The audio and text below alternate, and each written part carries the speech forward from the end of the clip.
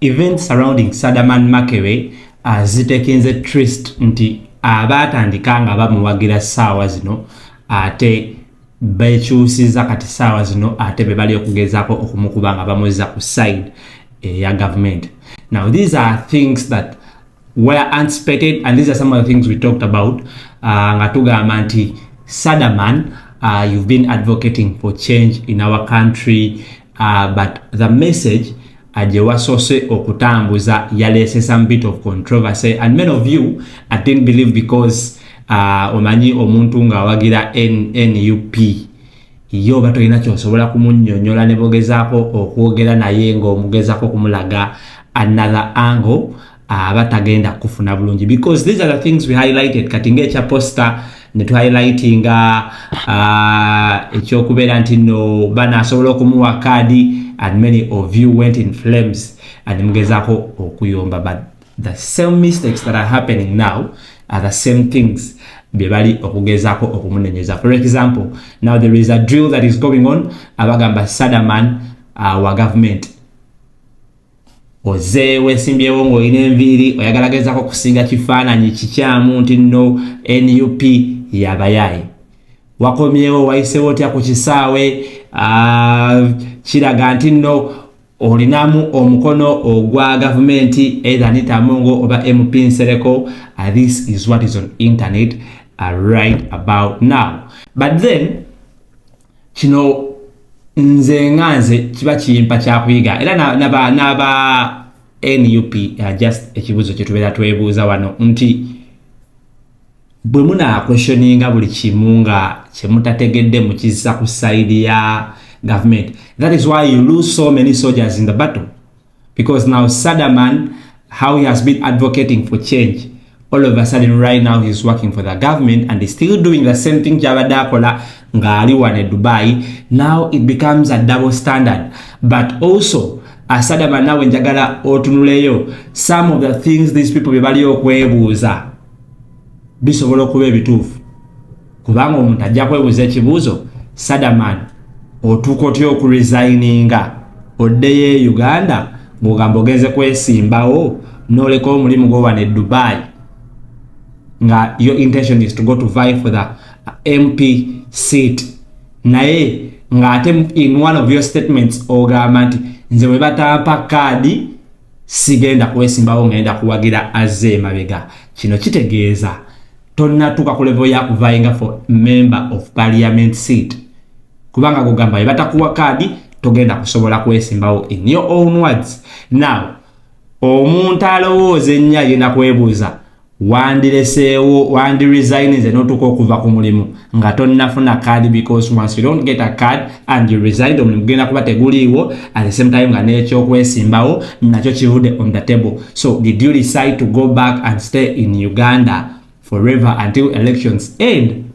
Those are the questions people are asking themselves, and those are the questions that are landing you into problems. Ekyokubeera nga okuba ba MP ba NUP, it is also putting you into problems. And lastly,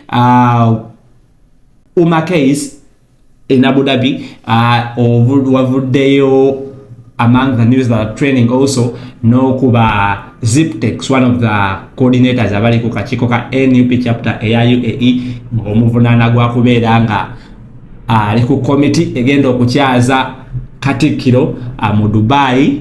Ekibuuzo naffe kyetugenda okwebuuza, so if you are Muganda, you're not supposed to be on a committee of Buganda in UAE, and if the Katikkiro is coming and Katikkiro is the one who heads Buganda awatali kabaka, Ziptex taina kubeera kwako kakiiko.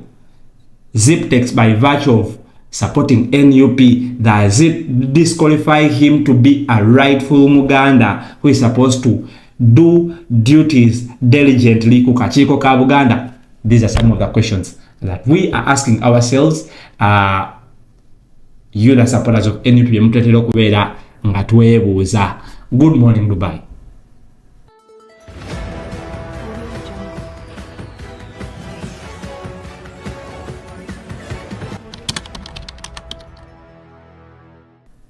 Well, good morning, Dubai. Thanks for watching, beautiful people. Thanks for keeping it locked. Vibes UG. Of course, every single morning tuba tukomyewo. Now, wherever you're watching us from, mukola ekintu kyamaanyi nnyo.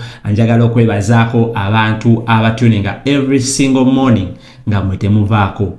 Oli kutulabira in Abu Dhabi, oli kutulabira in Alain, oli kutulabira in Sharjah, oli kutulabira Russell Kaima, oba oli kutulabira mu Olquay, amwebale kubeera nga mukuma. Ntumirako ku baganda bange kutulabira from USA, from UK, South Africa. We have brothers watching us from Kenya and so many other different parts of the world. If you're watching us from Saudi Arabia, mukola chamanyi abekata namwe nyongera okubabuuzaako.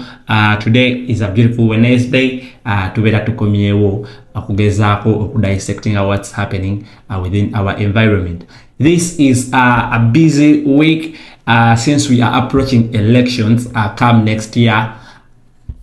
Events that are turning out to be a bit more political. That's why mawulire agatwetolodde ebiseera ebisinga gabira political. So eggulire lya SADAMAN likyali ku table because the internet is taking a twist over SADAMAN's issue, era nga saawa zino ate bakomrade ate kati bakyukidde SADAMAN emundu bazitunuuliza ye over things they don't understand, or they are stating facts that maybe SADAMAN ayinza okubeera nga is a project. We are going to talk about that.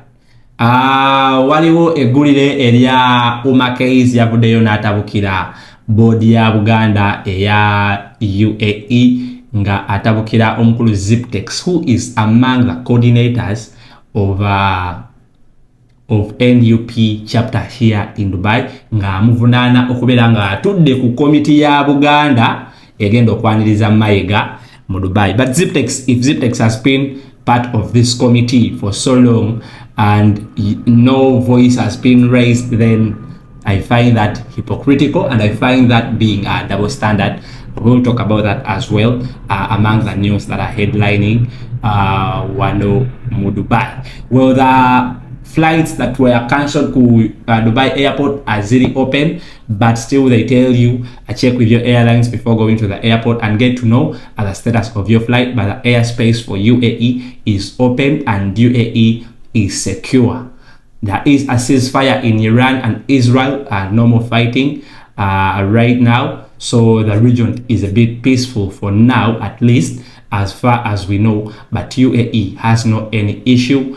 It is strong, it is secure, and is safe, it is intact. So if you're planning to come to the UAE, just make your call, come through. The airspace is open and flights are operating normally. We are proudly powered by M10 Mobile Money. M10 Mobile Money tells you be borderless with M10 Mobile Money. You can send money to your loved ones from abroad to them in Uganda by using M10 Mobile Money trusted partners.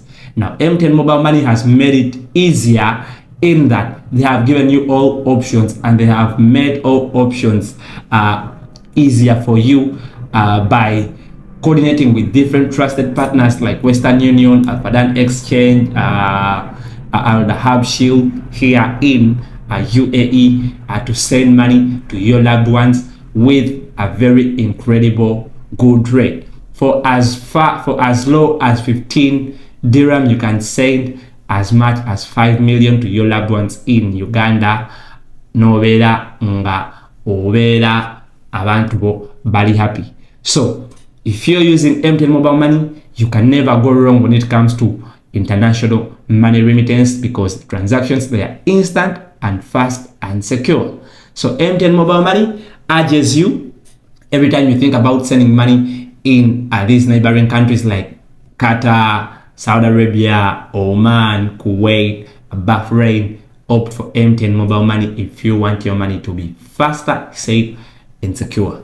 We are powered by Travel Gurus International. If you want to do personal shopping, Travel Gurus International is your best option. Sahara Recruitment Agency, there is an ongoing slots of security guards that are needed to work in Abu Dhabi. Eranga interviews are going to happen on the 29th of this very month. So just contact the numbers that are running down below and then you'll be among the people abagenda okwenrolling up for these interviews. Enrolling for the interviews is free of charge. Just contact them. Wait for the day of interviews. But interview abagenda kuveno mu Dubai. Ogende okole interviews. Once you're selected, then they will discuss terms of how you will be coming here to work. So toti akuba simungo gamba bagenda kusaba sente. Nothing is being charged before you make the interview. Once you pass the interviews, then you can have discussions of how you will be reaching Dubai. We are powered by Liberation Community Finance. Liberation Community Finance bakugamba genda offices zawe, open up an account, save with them, or you can as well apply for a loan scheme with them, and they will help you make your dreams come true here in the diaspora. Onako ralero tugenda ku dissecting up bintu ebiri ku happening within our space in the UAE era nga ekituogeza ebisinga byonna biri political apparently, and these are issues that we have been talking about this week, and abantu abasinga ne mubifunamu mixed feeling, ne mulowooza I have something personal with SADAMAN. There is nothing personal with SADAMAN, but we were raising pertinent questions that we think needed our attention to. Era emu ku bye twarezinga erinnya ku poster ne turazinga yaitatya ku kisawe Entebbe ate nga bagamba tebasobola yita ku kisawe Entebbe. Biatanko catching up with people, and people started making sense out of it. Eventually, SADAMAN had to correct the name from SADAMAN to Chiyingi Sadat, which are the real names, which is a plus for you, brother. Bobango ulirizanga, you have ears on the ground. Ekyo then chirungi, achiraga signs of a good leader in you, that you have to listen to the feedback that is being given and you work upon it. Naye yanga bomanyi waliwo abatabitegeera message tebajiwuliriza, amanyi waliwo abakoma ku ka video kana akasooka na replyinga nomalirizanga weeswaza. So kibeera kirungi n'owuliriza to the whole context, then you reply. If someone says this is a mistake, gwe noja n'ogamba nti tolina kwogera ku muntu oyo, olina kujja kumusuuta busuusi, awabeerawo kikyamu. Now SADAMAN is in the news. He's making headlines. And right now he's making headlines with fellow NUP people because there is a clash. Bagamba SADAMAN is a project eranga ayinza okubeera project ya Honorable Nsereko oba ayinza okubeera project ya Anita Among. So eno narrative ekutte abantu bangi. So many people are making alarms saying temukiriza omusajja oyo okusemberera president, temukiriza akole bwati, he's a project, ayagala kutulabisa. Let's first take a look at some of these voices, and then we'll dissect a few things a video happening right now on SADAMAN. Bino byengenda okwogera abamu temwagala biwulira era mugenda kunkyawa naye nga ge mazima. SADAMAN Makebe oyo project naye sinnategeera project yaani. Abamu bagamba ya Anita Among, abagamba ya Muhammad Nsereko. Awo nawo ngenda kujjawo. Mpuliddeko ku mawulire mu ngamba awo SADAMAN Makebe bamugobye ku kitebe yeetereeze. Kati nzijja ku project. Nina video SADAMAN Makebe ze namuli recording zizino bbiri, tulina we twalinze naye oba alujjukira zizino. SADAMAN Makebe yo yali mbigatta ebya white oyo omulaba wakwata essimu wuuyo. Live oyo kwaliko Anita Among ne Muhammad Nsereko namuli recording zizino muzirabye naye nga yayaana nnyo okwogera nabo. Ate awo nze gwe baali baleese mbere ng'omujulizi waliwo ssente ze baali batadde waga wange kyangu munnaayi. Naye ng'omwami oyo ayaana nnyo okwogera n'abo abantu, nze nga mbeebalamye, siina ddiiru nabo. Namubuuza ebigambo bino wammanga abantu abo tubeera ku media ne tubakuba nga tubalaga ebibi bye bakoze, obaagaza ki, olina ddiiru ki nabo? SADAMAN Makebe ng'ogyeko okuba nti oli project olinamu excitement, ebintu oba bipya ku ggwe n'enduulu eno ekuwaga. Bano abakubira omudomo bano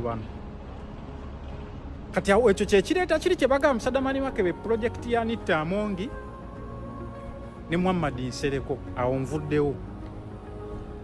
Sadamani Makebe yakansolinze ku mulimu kati nze gyendi eno mu visa zange oba nfuna sente mmeka gye nfunayo akatono kale ne mbezawo abantu bange ate mbu nkansolinge ngende neesimbewo ku bwemupi kwe kubayita okuyaayaanira ekingi nakyo tokifunye eno ku mulimu avuddewo kansolinze obadde ofuna $2,500,000 kamu 2 okapangisizaako ewokusula gattako ez'okulya otereka akakadde sente ezigula kaadi Sadamani Makebe ogenda zijja wakuba kaadi si yasinika mannyo tukimanyi bulungi ffenna si yasinika mannyo. Sadamani Makebe olina katiimuko tiimu Umaru Kisekka mubadde mukubanga ababaka ba Nuupu banene mbwetegeera gye batajagala mubadde mukubanga ababaka ba Nuupu the same time gy'ogenza ate osabeyo kaadi. Sadamani Makebe wazzeeyo e Kampala tukimanyi bulungi baneefe abali ku kyeyeena abakuba omudomo waliwo vidiyo era gye nakoze abantu nga bambuuza Sadamani Makebe yazzeeyo e Kampala naye tebaamukutte ng'ayise ku kisaawe Seeka omuwa Numbi ate naawe oli ttiimu abo naye nakulese wankubye magezi Seeka kyembuuza osobola okuddayo e Uganda oba kye twadde twogera kyadde kifu kuba twagambye omuntu abazzeeyo e Kampala bamukwata n'ogamba mbu tuwolereza Museveni osobola okuddayo e Kampala n'oyitawo ne batakwata Seeka wankubye okiwulira bulungi. Sadamani Makebe takomye ku ekyo ayise ku kisaawe bulungi atuuse n'e Kampala era akyakuba omudomo omuntu gwe badde beetaaga ng'ali ku kyeyo. Seeka wankubye swaba ekyo tukivuddeko. Sadamani Makebe posita zifulumye yeetaddeko Honorable Sadamani Makebe. Olabyeyo Honorable ki omuntu azze okukiikirira constituency ne bakuyita Honorable Bobi Wine ekyo wali okirabyewa nga nange mwennyini kamwa koogera wano nayina ebikonde wano e Dubai nga ngenda zanya ne saabisuubira ng'amanya gaffe gali sima Mr. TikTok simanga eri chapo nga tebagagala olina kuteekako mannya go gaddala ne gwe ssebo ogenda kiikirira constituency namba okyeyita Sadamani Makebe toli prepared tewatadde mbwagazi kata Sadamani Makebe neebuliza ng'omuntu n'olekawo omulimu wazze okimanya 100% ogenda funa kaadi eyo oba gwe olina biruubirirwa byo. Okay, now that has been Katsuji ng'agezaako kuwa insight ye ku kikyawulira and I'm very sure maybe he's speaking from a perspective where he got some information maybe not so sure naye Katsuji bwate wagamba akavideo kabadde kawanvu nyinza okuba sobodde kamalayo bulungi but if you want to get the full context osobola ogenda ku official page za Katsuji ku TikTok n'owuliza but let's listen to this sound as well when one of the NUP members is making an alarm ng'agikola against Sadamani Makebe. Bafutu soja temukiriza omuvubuka ono okusembera principal katego kakukwata babuloga abogira NUP ku mawanga okufulumya posta n'amaviiri nga kuliko president Kyagulanyi kuno kulabisa kibiina ebyogerwa nti NUP kabondo k'abayaaye basiyazi bayaga n'erinnya Sadamani omuvubuka ono lyakozesezza abafumiitiriza mu buusa abalala. Sadamani Makebe ateberezebwa okuba omupange ku mission ey'okulaga amawanga amalala nti Uganda erimu eddembe ly'obwogezi freedom to speech abali ku mawanga temukola era ebyobufuzi bya wano buli akonjera akwatibwa Madubala ali mu nkomyo omuntu avumya government n'akoma mu ggwanga ng'omuzira n'akola ne zi interview mu mawulire lwaki tavuma Museveni ng'ali wano ku ttaka wabula ali ku babaka ba NUP akuba ayambadde ebyambalo ebiriko bulletproof ku kitebe kya NUP ye wananga wali maaso g'abalabe be.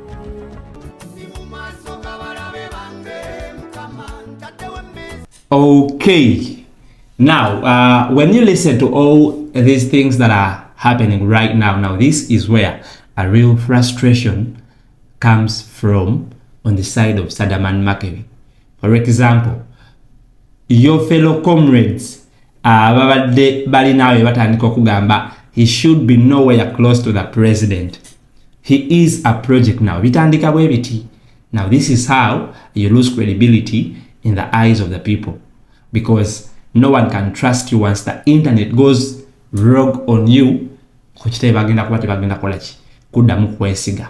Now when such an alarm comes on your name, kati saa zino Sadaman Makebe yekaya ayinza okumanya ekituufu kyali okuyitamu because yazzeeyo e Kampala ng'amanyi he's serving for the general cause, n'agwa mu bizibu bino byalimu because bamunenya okubeera nti nno watuuse Uganda but you're still vocal about the issues that pain Ugandans. The question would be, is he supposed to remain quiet? And when he remains quiet, still voices would have come through nga zigamba nti watuuse Uganda ne bakugula oba olina akatengo. Now you're being put in a very hard situation. If you remain vocal, it is becoming a problem for you, and if you go silent, bagenda kubeera bakuguza oba ogenda kuba olina akatengo ku nsonga eziruma omuna Uganda. Kati wano we wali obuzibu. How are you going to balance this? But of course, when you look at the voices that are coming through Sadaman, now ezikuteeka mu mbeera the message that you've been giving in your brevity ng'oli Uganda zikuteeka abantu mu mbeera eyeebuuza ebibuuzo. For example, nga ekya posta kyolemeddeko nti posta ya buli MP alina okubeerako His Excellency Bobi Wine.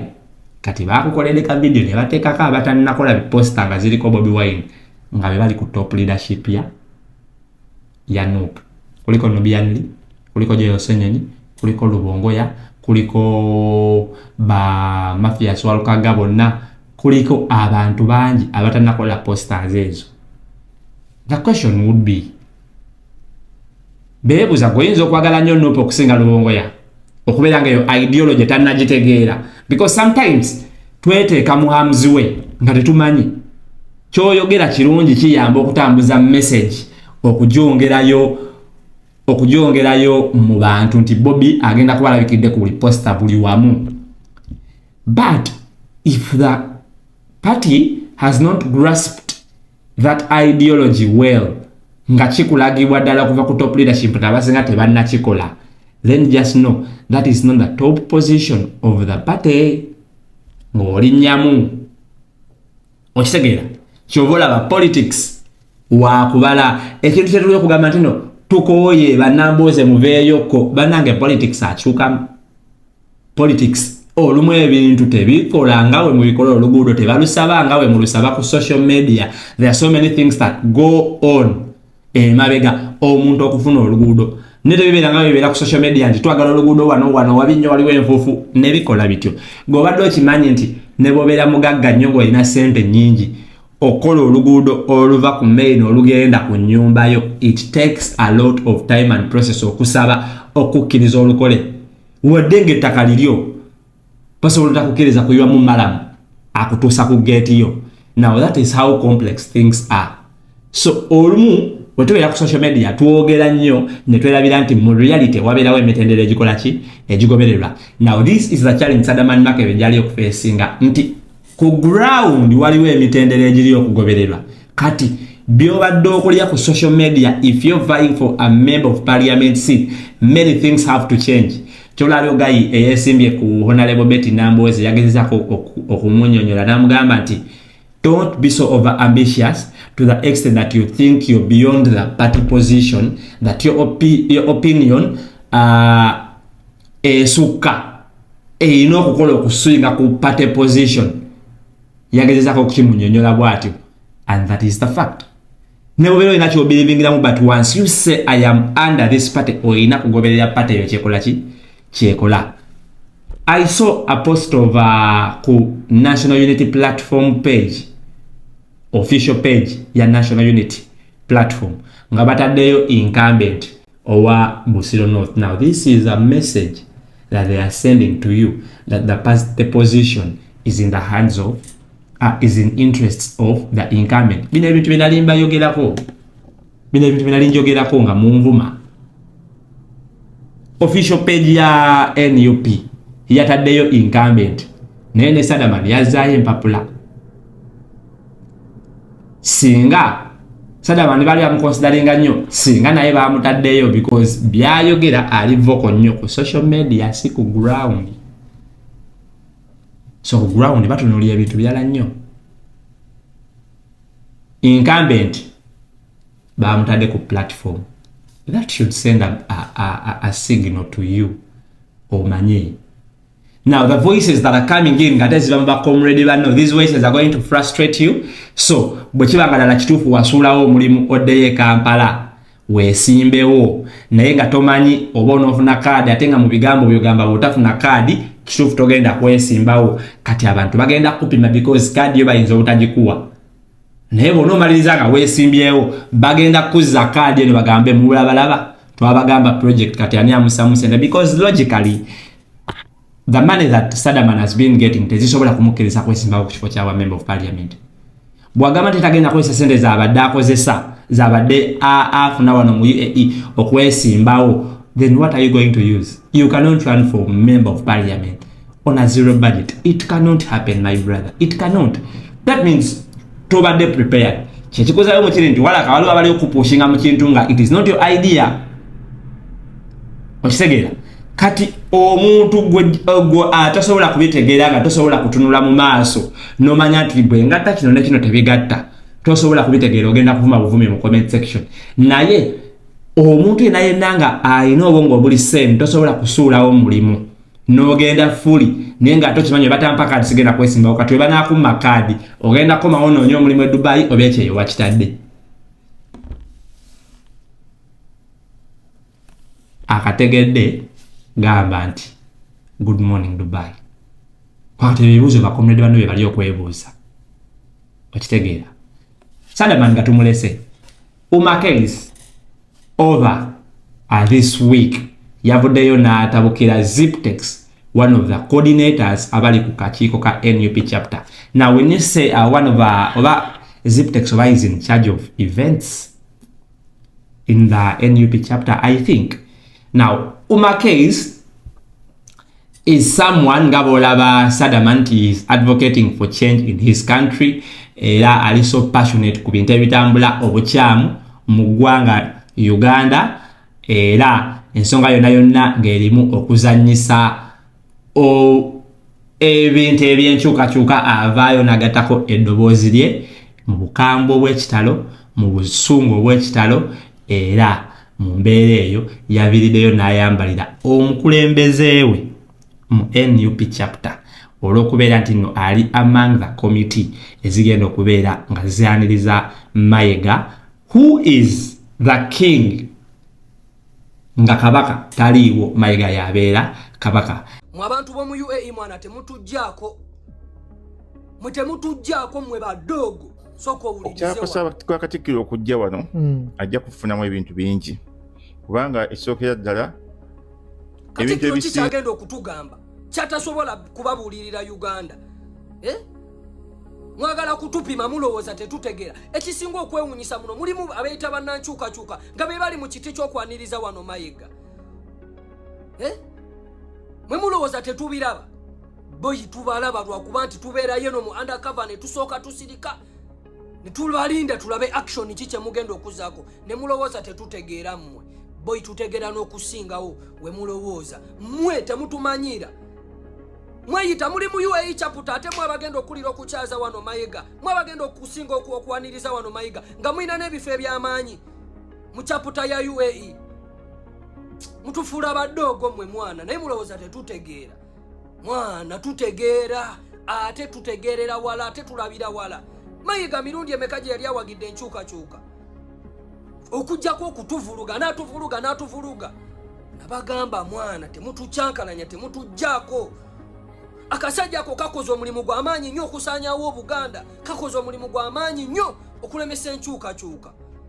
Mirundi emeka nga bawamba Baganda baffe ne kavaayo ne kabalwanirira. Abula ate okujjako okufutubbala okubufutubbazi nga kabongera bakomerera misumaali. Nze nava ku bukulembeze bwammwe lwa nsonga nagenda ne ndabamu amakoona nga mangi. Saali musiru boyi nali ntegeera.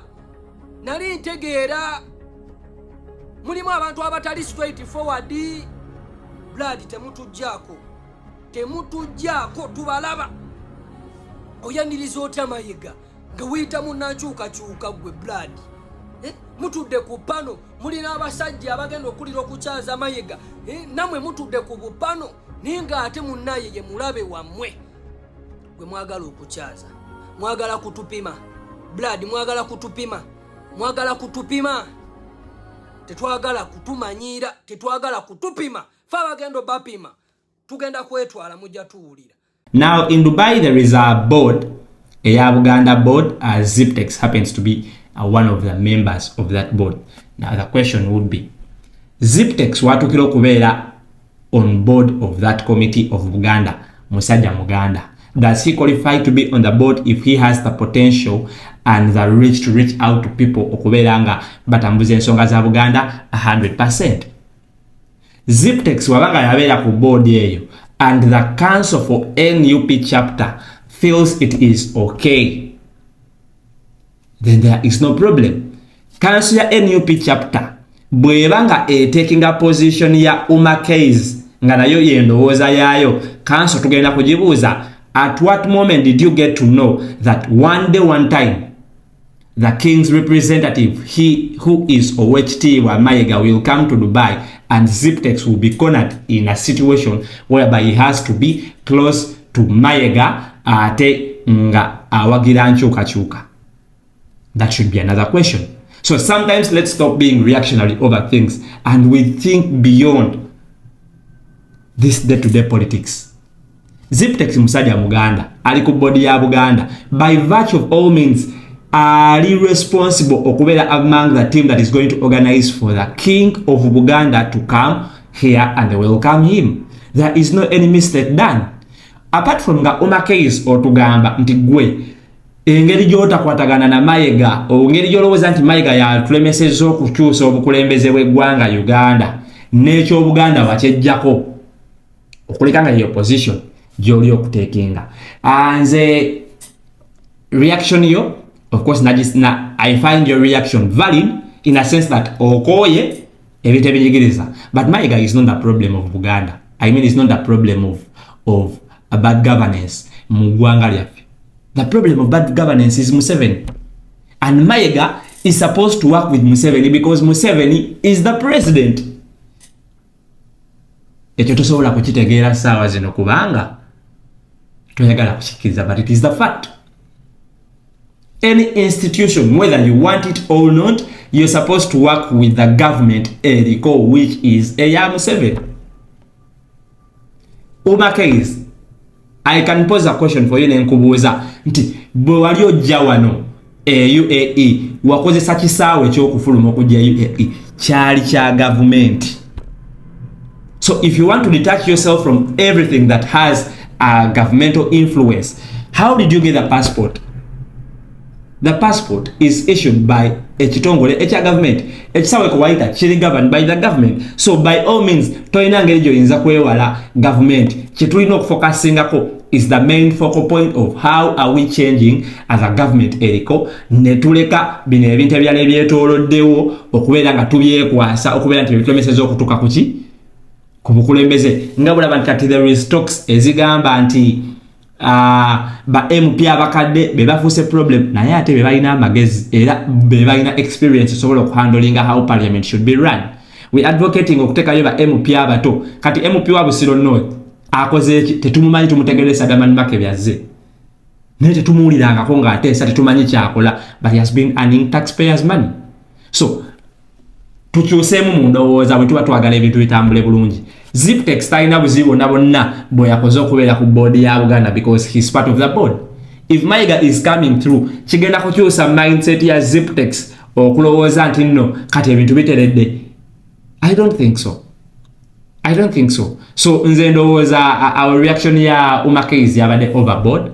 I don't think it was called for, and if that is the mode of how we think we're going to change the government, nze ndowooza awo tuba tulimba kyobulaba sometimes zengezako okudefaringa with some mindset ezibeera ziri okukaminga through because Mayiga is not the real problem as to why Museveni is still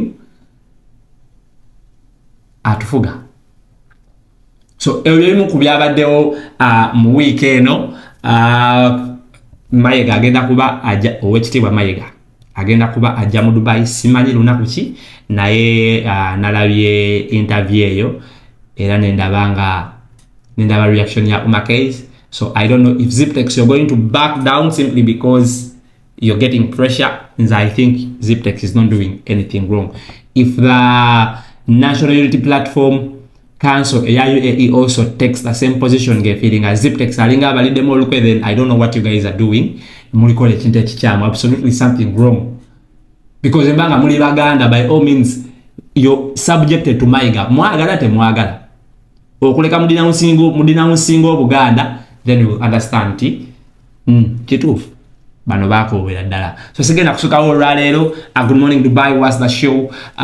We cannot avoid political things because we are heading in a heated political moment. So everything that is happening right now tugenda kuba tugezako okubida dissectinga in one way or the other. Tetuina chakola if it will cause for having a political show and a vida daleno mu UAE, then we'll have a political panelist coming through and we dissect things that are happening ebitwetolodde mu bulambo tambulya mweno mucheyo na biche ebitunyika na biche birino okukyuka mu ggwanga lya Uganda nga tusinzira eno nga nafe tugatako edobozi mu kalulu ke tuli okugendamu. So sigenda kusuka wana Zakmaya is my name. Good morning Dubai. Thanks for watching.